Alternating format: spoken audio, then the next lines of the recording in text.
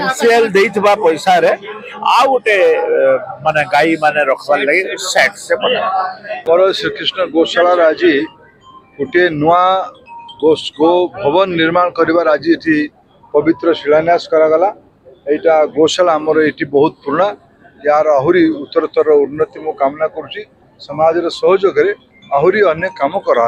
मु चंद्र कुमार सराफ श्रीकृष्ण गौशाला ट्रस्टी अच्छी आमर जो गौशाला थिला इटा आग 5 एकड़ जगार थिला आमर गौशाला आम आ 5 एकड़ जगह आम टोटल जगह 64 एकड़ अच्छी आम आ 5 एकड़ एक्सटेंशन करूँ से आम कम से कम भी 5टा शेड आ गोटे पुआल रखापी गोटे बड़ शेड आम बनइबू जे कि कलेक्टर और आमर मंत्री महोदय देवेंद्र बाबू कमिटमेंट अच्छी कि आम या पूरण करूँ और आपन बनइबू ये आम 700-800 गाई भी आपन टाउन में देवु जे आपन मान से पठेबू तो आपण मैंने रखिए।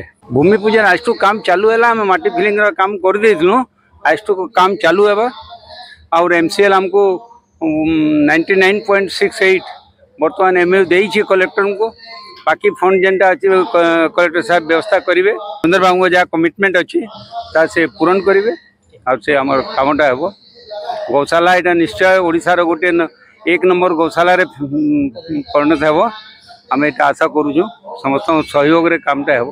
धन्यवाद। राधे राधे। जय गौ माता जय गौ।